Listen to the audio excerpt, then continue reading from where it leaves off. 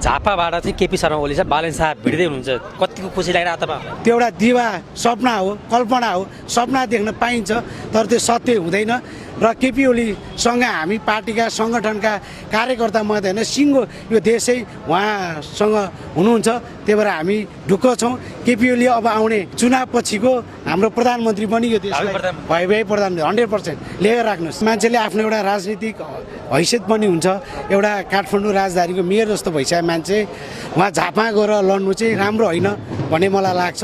उहाँ केही वर्ष अझै काठमाडौँमा मेयरकै रूपमा काम गरेको भए अझ सहज राम्रो हुन्थ्यो पोलिटिक्समा आउन।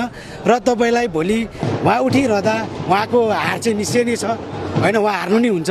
त्यो नेपाली जनताले 21 चुनावपछि अब नेकपा एमालेलाई खरानी बनाउने पत्ता साफ गर्ने भनेर लागिपरिरहेछन् पार्टी सभापति रवि लामिछाने र बालेन साहब। यो त तपाईँलाई केपी ओली मात्र यस्तो एउटा राजनेता हुन् कि जसले नेपाली जनताको लागि, हाम्रो लागि, हामी युवाको लागि सङ्घर्ष गर्ने र यो देश बचाउन लाग्ने युवा। अहिले जेनजी सरकार छन्, जेनजीले लागेको सरकारमा तपाईँहरू यसरी आरोप किन लगाइरहनु भएको छ?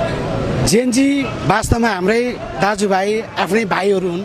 जेनजी वास्तवमा नराम्रो होइन, जेनजी उमेरसँग एकदम राम्रो र जेनजीले गरेका कुराहरू पनि जुन आन्दोलन मागहरू थिए त्यो एकदमै नेपालको लागि हितकारी हो। तर त्यो आन्दोलनलाई हाइज्याक गरेर ती कलिला भाइ बहिनीका जुन जुन इमेजलाई, जुन त्यो एउटा मुद्दा थियो त्यसलाई चाहिँ जुन हाइज्याक गर्यो त्यो गलत हो।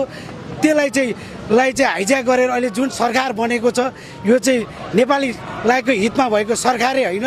त्यही भएर चाहिँ हामीले यो सरकारको विरुद्ध लागिरहेछौँ। जेनजी आन्दोलन हुनुको मुख्य कारण भनेको तपाईँको पार्टीको अध्यक्षको दोष छ भन्छ नि, यो कतिको साथ के छ? यस्तो छ, देशमा एउटा कानुन, एउटा देशलाई सुखी समृद्ध नेपाल बनाउनमा नारा मात्र सीमित भयो। नारा तपाईँलाई म त्यो भन्दैछु, नाराबाट चाहिँ हामीले अभियान सुरु हुन्छ नि त।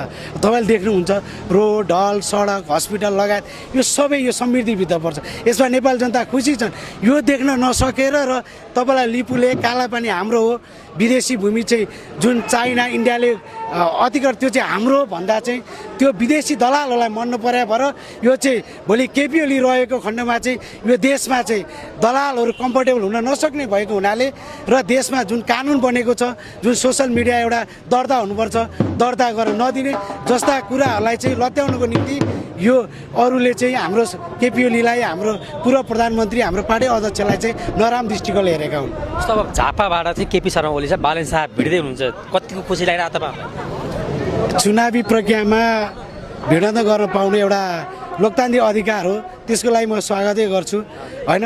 तर के छ भने मान्छेले आफ्नो एउटा राजनीतिक हैसियत पनि हुन्छ। एउटा काठमाडौँ राजधानी